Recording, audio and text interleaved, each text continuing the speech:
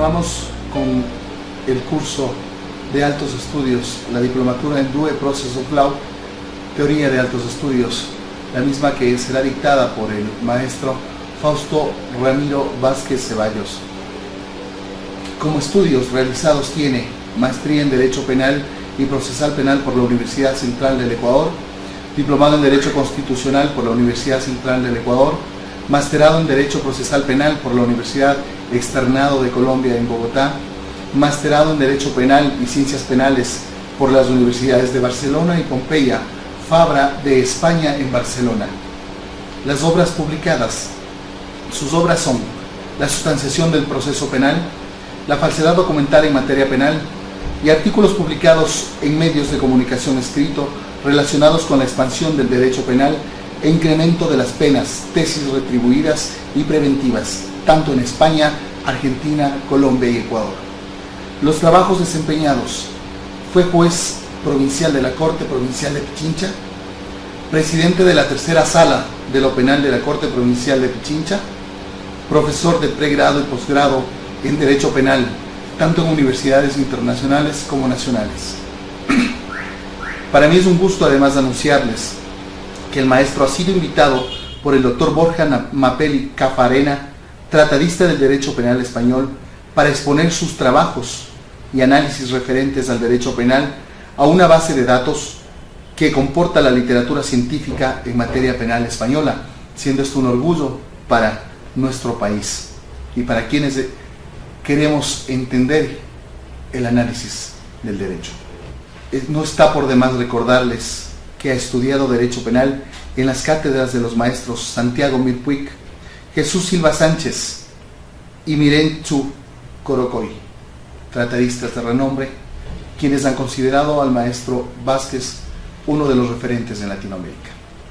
Desde ya me permito anunciar la diplomatura en altos estudios para obtener el certificado de fiscal, la misma que se desarrollará en los primeros meses del año 2014. En este momento les dejamos con el maestro Fausto Ramiro Vázquez Ceballos.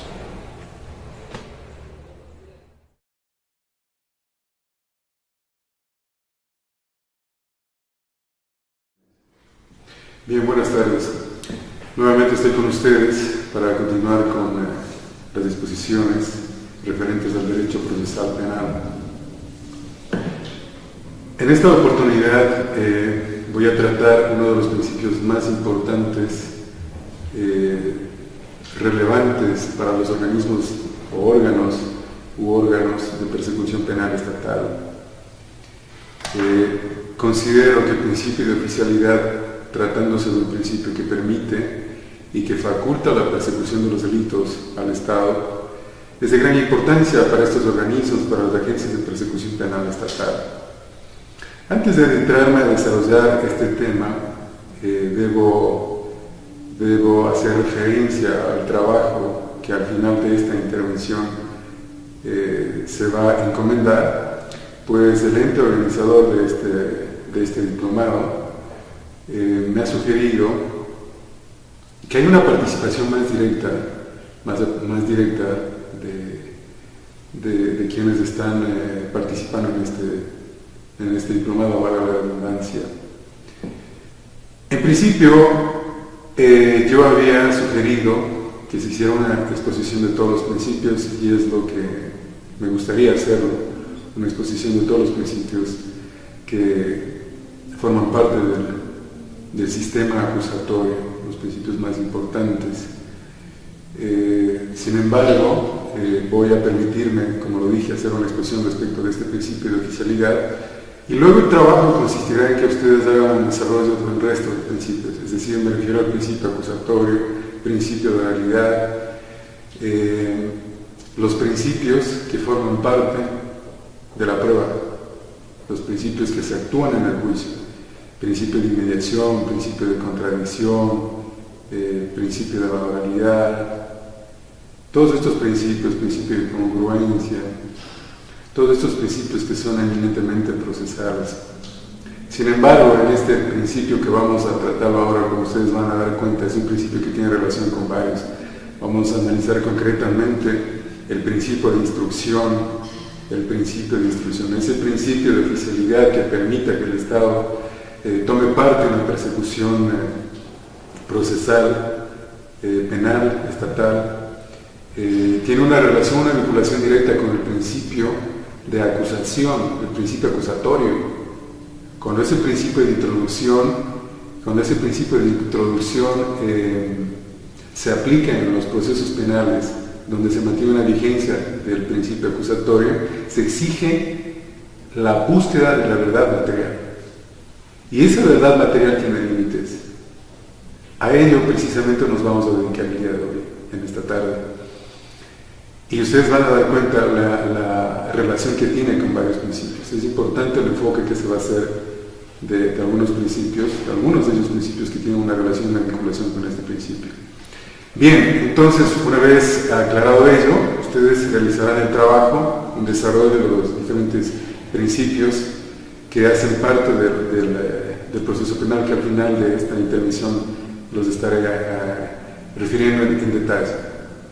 Bien, decía entonces el principio de oficialidad. El principio de oficialidad es un principio por el cual el Estado está autorizado o tiene la atribución de persecución penal. Por eso se dice la persecución penal estatal. La persecución penal estatal. El derecho romano, el antiguo derecho romano desarrolló la acción popular, mientras que el derecho germánico desarrolla la acción privada. En la acción privada ejerce la acción de persecución penal la víctima o un familiar de la víctima, puede ser el cónyuge o el hermano, o el cónyuge del muerto, el hijo o un familiar en definitiva. Esto obedece a que en tiempo pretérito no se distinguía las diferencias entre las consecuencias jurídicas civiles y penales, es decir, se confundía el procedimiento civil con el procedimiento penal. Vamos a ver cómo en los delitos de acción privada se irroga un proceso, pero en el momento en que se irroga ese proceso, lo que se busca es la indemnización. Se busca indemnización, es decir, la compensación, la recompensa material, el pago de una cantidad de dinero en razón del daño corporal logrado. Esto precisamente ocurre en los juicios civiles. Ustedes pueden dar cuenta que cuando se plantea un proceso civil, es decir, cuando se genera una conducta prohibida en el argot civil, lo que se hace es reclamar la sanción de esa conducta. Y claro, el reclamo está ligado a una reparación económica. Esto es un proceso civil. Vemos cómo en los procesos penales, cuando se reconoce la indemnización, ¿verdad?, se reconoce la compensación económica frente al daño corporal, en ese momento el Estado se aparta, no le interesa al Estado. ¿Por qué? Porque precisamente en esos procesos de acción privada, se busca la reparación del daño causado. Y esa reparación es un derecho que constitucionalmente se le ha asignado a la víctima. Mientras que en los delitos de acción pública, el Estado no persigue aquello. Lo hemos analizado sobradamente en las sesiones anteriores, qué es lo que persigue el derecho penal, en su parte general y definitiva el derecho penal. Claro, ahí podemos observar de una forma muy evidente la diferencia del proceso civil con el penal, y por esto es que se decía, se confundía. Un proceso penal termina tramitándose con las mismas reglas de un proceso civil. Aquí cabe hacer una aclaración respecto de la acción pública y la acción privada. En el Ecuador existen las dos acciones, pública y privada.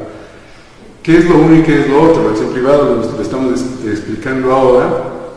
¿Y qué es la acción pública también? Por este principio de oficialidad es que el Estado es quien persigue la sanción de estos tipos penales a través de sus agencias o de sus organismos de persecución penal estatal.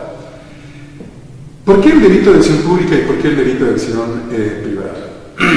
¿Por qué no interviene el Estado en los delitos de acción privada? Lo hemos dicho más o menos, porque en los delitos de acción privada se reserva esa indemnización material que está reconocida más a la víctima.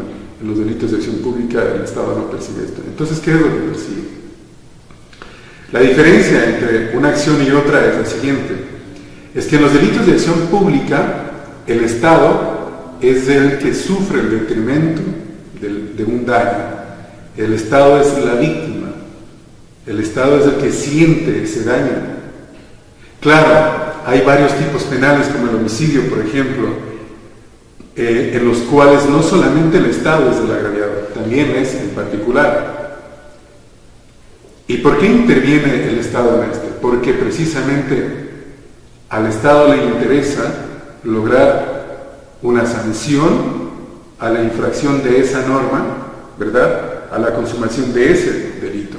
¿Y por qué? Porque le afecta. Por ejemplo, en el delito se siente afectado. Por ejemplo, en los delitos de homicidio, la doctrina dice que una sociedad que permita que sus soberanos, que sus integrantes mueran de una forma descontrolada, ¿verdad?, deberá aceptar las consecuencias de su sociedad. Es decir, una muerte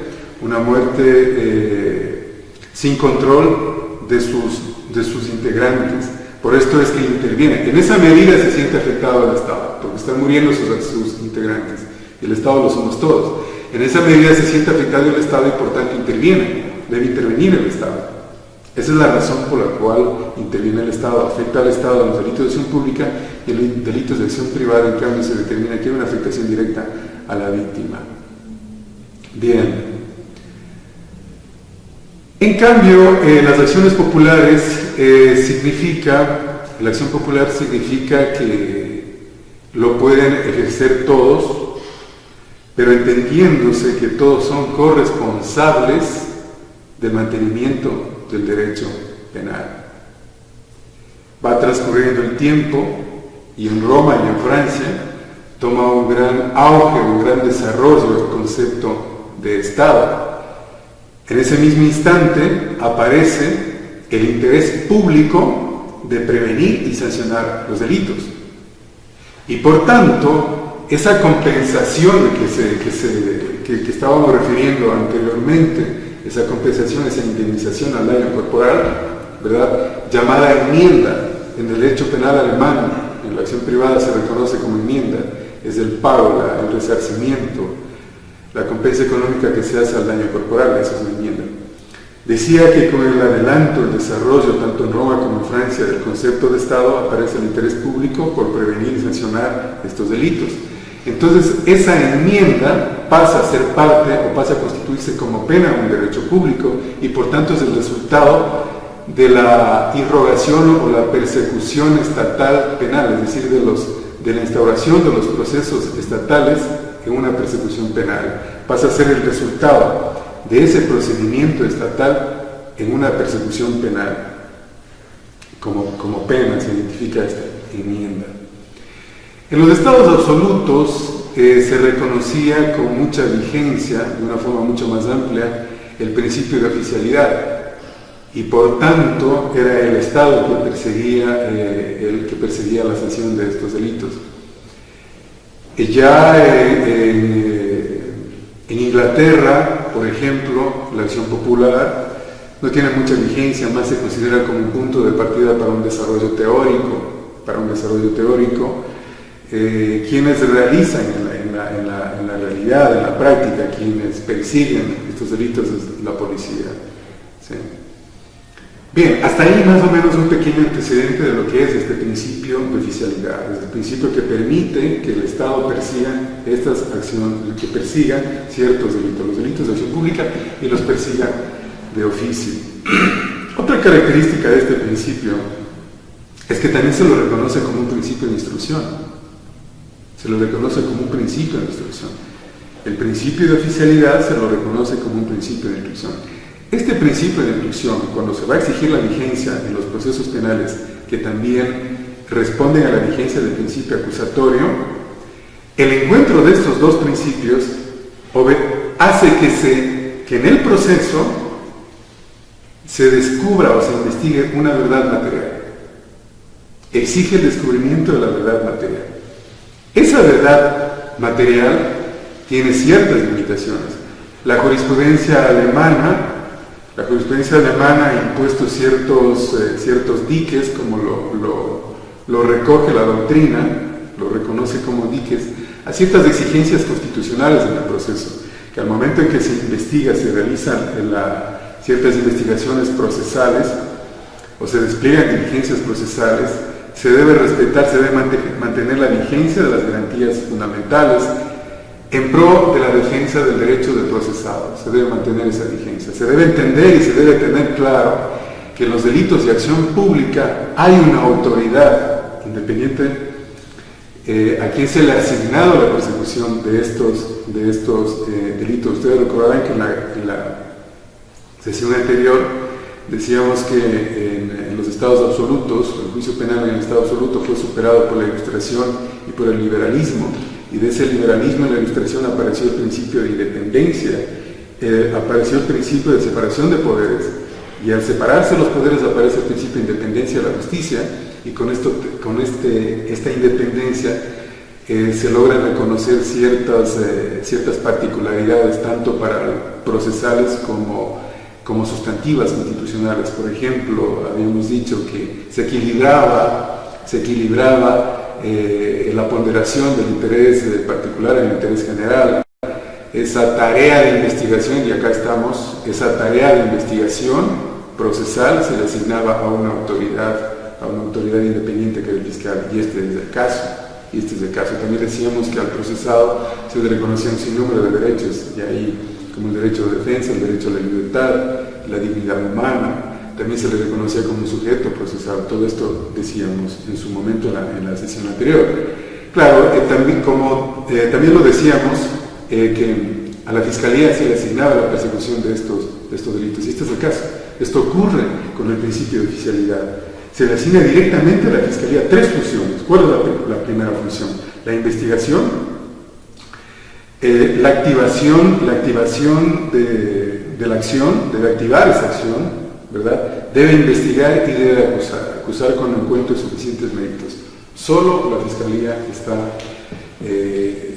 para la Fiscalía se le reserva esa tarea de investigación. Bien, adentrándonos ya a la investigación material, al descubrimiento de la verdad material, el descubrimiento de esa verdad material tiene ciertos límites. El primer límite está relacionado con el nemo tenetur se ipsum accusare. Nemo tenetur se ipsum accusare. ¿Qué significa esto? Esto está relacionado, quiere decir que ninguna persona está obligada a declarar en contra de sí mismo. Hay 4 escenarios en los cuales esta limitación se verifica de mejor manera. La primera es cuando se reconoce al imputado como un órgano procesal. La segunda es la voluntad, ¿verdad?, libre de un apremio del procesado. La voluntad libre de apremio del procesado. La voluntad libre de apremio del procesado. La tercera, en cambio, es la validez procesal de la ausencia de declaración del imputado. Y la última es, de alguna manera, está relacionado con el reconocimiento de las formulaciones que debe mantener o que debe guardar, las formulaciones que debe guardar una garantía. Bien, esas son los 4 escenarios en los cuales se verifica la limitación del descubrimiento de la verdad material. Las 2 primeras, que las hemos referido, hay un acuerdo en la opinión dominante, la mayoría de la doctrina, determina que se deben proscribir, se deben expulsar todas las regulaciones que hagan parte de un ordenamiento jurídico que permitan la imposición de ciertos mecanismos de investigación prohibidos, métodos o mecanismos de investigación prohibidos, donde puedan vulnerarse garantías fundamentales. En cambio, el segundo, que me parece que es el más importante, es la validez procesal de la ausencia de declaración. Acá hay dos opiniones muy importantes que las vamos a analizar ahora. Y es la opinión que se mantiene en el sistema americano, la opinión que nos da el sistema americano y la opinión que también vierte o aporta la legislación alemana. En el sistema americano se reconoce la negativa absoluta. ¿Qué es esto de la negativa absoluta? Para entender la perspectiva de reconocimiento de este escenario, es importante tomar en cuenta lo que ocurre en la legislación ecuatoriana.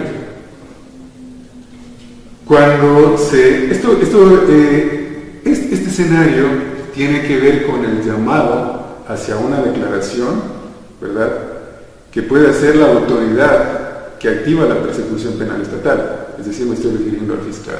Es el llamado que lo hace al procesado para que declare, o a quien conoce, ¿verdad?, puede ser también a quien conoce la consumación de un delito que está investigando el fiscal, determina si una indagación previa o una instrucción fiscal.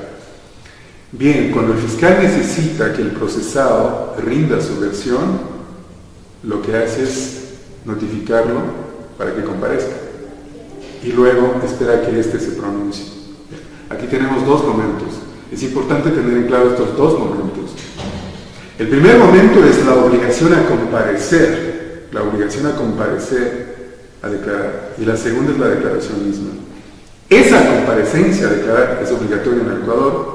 Se puede desplegar un apremio personal, se puede hacerlo mediante la fuerza pública, cuando sea notificado ya bajo prevenciones de ley, se puede hacer uso de la fuerza pública para que comparezca. Es decir, ahí estamos determinando que esa obligación es imperativa, es obligatoria, debe comparecer. Claro, una vez que comparece, la pregunta es, ¿y la declaración? Es decir, que hable o no hable, ¿es obligatorio o no? Esto es libre y voluntario, este es un acervo constitucional, esta es una garantía constitucional. Incluso puede acogerse el derecho al silencio. Pero vemos como hay dos circunstancias, la una es obligatoria, imperativa, la otra no, la otra es libre y voluntaria, está en un libre, es libre, voluntaria. Incluso, como lo decía, puede acogerse el silencio. Precisamente en relación a estas dos circunstancias es que en el sistema americano se lo entiende completo, es decir, no está obligado a comparecer, como tampoco está obligado a rendir una versión. Esto así es como lo reconoce la legislación americana. ¿Y por qué? Sobre la base de un razonamiento muy lógico, y yo diría más que lógico, muy garantista y muy constitucional. Es que el procesado no tiene absolutamente nada que aportar en la investigación o el descubrimiento de esa verdad que luego será o esa verdad material que devendrá de una prueba. Es decir, la carga de la prueba está asignada al fiscal, no al procesado. Por tanto, el procesado se lo reconoce de una forma absoluta esa negativa, de no comparecer y no hablar, Pero hay una característica interesante en el sistema americano. Si esa persona luego decide hablar, esa persona debe someterse a las reglas de un testigo cualquiera. El procesado se somete a las reglas de un testigo cualquiera. Es decir, se le deberá tomar un juramento, esta persona habrá que examinarle, se podrán hacer las preguntas, repreguntas, se somete a las condiciones de un testigo cualquiera y con el riesgo también de caer en un perjurio. Esto con relación al sistema americano. Ya en el sistema alemán podemos advertir que el silencio en los años 80, en 1980, se valoraba el silencio. Y esto porque no había una disposición legal que impida la valoración del silencio. En los años de 1981, el tribunal alemán emite un fallo en el cual reconoce la vigencia del Estado de Derecho, y también reconoce al fair trial. Fair trial es un justo proceso. A partir de ese momento, los jueces están impedidos de valorar el silencio. Los jueces están impedidos de valorar el silencio, esa negativa a declarar. Sin embargo, posteriormente la jurisprudencia propone una solución restrictiva, un tanto restrictiva. ¿En qué sentido? Y me parece interesante también, en el sentido de que el procesado muchas de las veces mantiene un silencio, ¿verdad?, en una parte de su declaración y en otra prefiere hablar. Entonces, ahí vemos la vigencia de la unidad de la declaración. Cuando el procesado habla en un momento y calla en otro momento, esa actuación del procesado pasa a ser parte de una libre valoración probatoria. Una libre valoración probatoria basada en la unidad de la declaración. Bien, la segunda limitación es aquella que está relacionada con la protección del domicilio, es las comunicaciones privadas o las formas de comunicación, los documentos o la intervención en la correspondencia. Esa es una limitación que también tiene en el descubrimiento de la verdad material. Bien, el principio, el derecho a la intimidad tiene un componente constitucional que representa un dique en la investigación procesal. ¿Sí? El componente de ese derecho a la intimidad, el componente constitucional de ese derecho a la intimidad está reconocido como un dique frente a la investigación procesal penal. La protección del domicilio, las formas de comunicación o la intervención en la correspondencia están consagrados en la Constitución. Por tanto, esto considero que es muy importante tener debida cuenta. Cuando se van a llevar a efecto diligencias que puedan interferir en estos derechos, en estas garantías fundamentales, es importante que se haga un control anterior y posterior que permita la realización de estas diligencias. A mi juicio en Colombia se lo reconoce como la reserva, se habla de una reserva legal y una reserva judicial. ¿Qué es la reserva legal? La reserva legal es aquella que determina estará sometida a los requisitos que determina la ley, y la reserva judicial en cambio está sometida al razonamiento del juez, a ese juicio de razonabilidad que debe hacer el juez para que autorice la concurrencia o no de la materialización de esa diligencia. A mi juicio, estimo yo que no solo debería hacerse, considero yo que tanto el control de legalidad, porque en definitiva la reserva de ley que habla la legislación colombiana o la jurisprudencia y la legislación colombiana no es más que el control de legalidad, mientras que la reserva judicial tiene más una vinculación con un control de constitucionalidad de esa medida. Por esto es que a mi juicio considero que se debería hacer un control de constitucionalidad. De hecho, los jueces de garantías penales tienen la facultad de hacer controles de constitucionalidad, es decir, tienen una vinculación directa con la administración de justicia y la obligación de constitucionalizar la justicia. Precisamente aquello hacen cuando conocen las acciones de protección, esas acciones de tutela constitucional que se conocen en el argot de la doctrina. Eso es lo que precisamente hace. Decía entonces que cuando se van a llevar a efecto este tipo de diligencias se requieren estas autorizaciones ex ante y ex post, controles anteriores y posteriores. El control de legalidad está sujeto a la ley, como ya lo dijimos, las disposiciones o los requisitos que determinan la ley o la regla que responde a acervos constitucionales, mientras que la reserva judicial está relacionada con el juicio de ponderación, con el razonamiento que debe hacer el juez. Aquí es importante tomar en cuenta que el juez, y por esto lo digo, que esto tiene más relación con un control de constitucionalidad, porque el juez, cuando va a determinar la aprobación o la negativa de la concurrencia o la vigencia de una de estas medidas, debe llevar a efecto un juicio de ponderación, ¿verdad? Teniendo en cuenta la proporcionalidad, a su vez determinando un medio, un fin y una adecuación. Estos precisamente son mecanismos de ponderación que se aplican en el derecho constitucional. Estos mecanismos se aplican cuando se determina que hay una colisión de principios.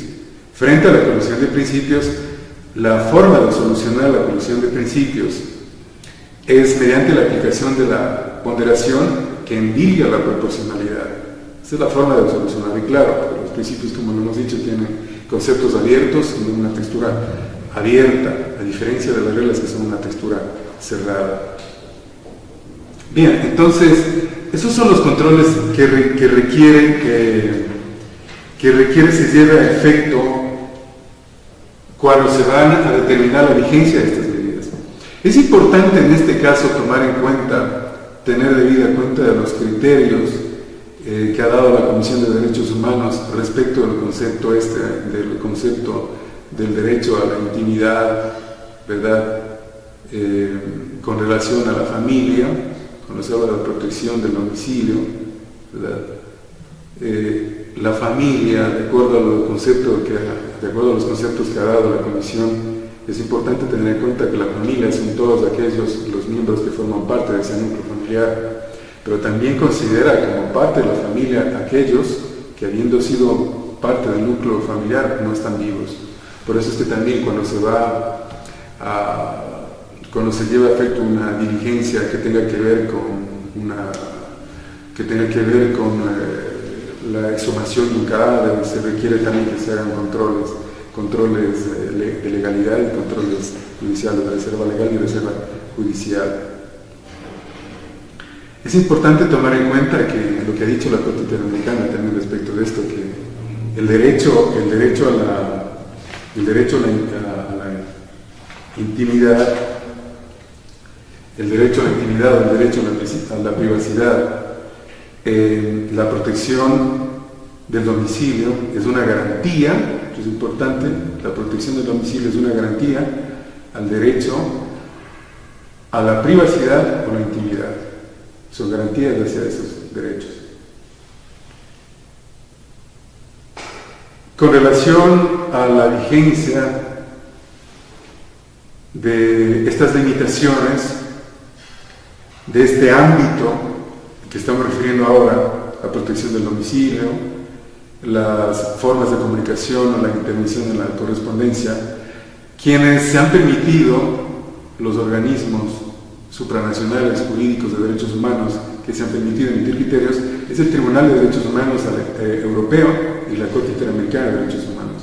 Hay 4 características fundamentales que determinan, que se deben entender como requisitos para que pueda procederse a la aceptación de la vigencia de estas medidas.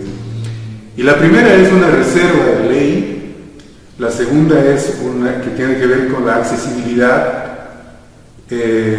la tercera tiene que ver con la previsibilidad y la cuarta tiene que ver con la protección frente a los abusos. La primera, la reserva de ley, quiere decir que la ley, mediante un control de legalidad, va a determinar cuándo procede y cuándo no procede, y a su vez esa ley debe tener un origen formal, es decir, que debe ser lo que hablábamos en su momento del principio de legalidad, cómo nace este principio de legalidad, su origen. A esto se refiere la reserva de ley, pero concretamente los requisitos lo determina la ley.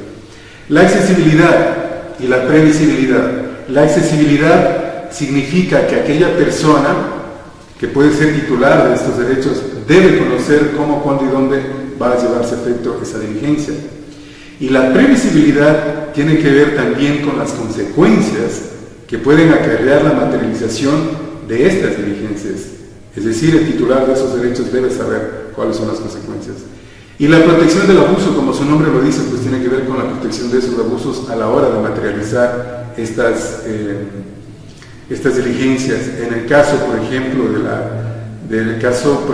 la protección del domicilio, solo puede ingresarse con una autorización de allanamiento al domicilio para lograr recabar la información o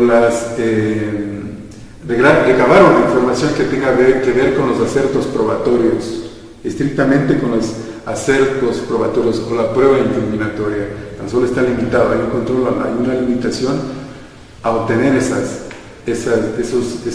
elementos probatorios que tengan que ver con la prueba incriminatoria.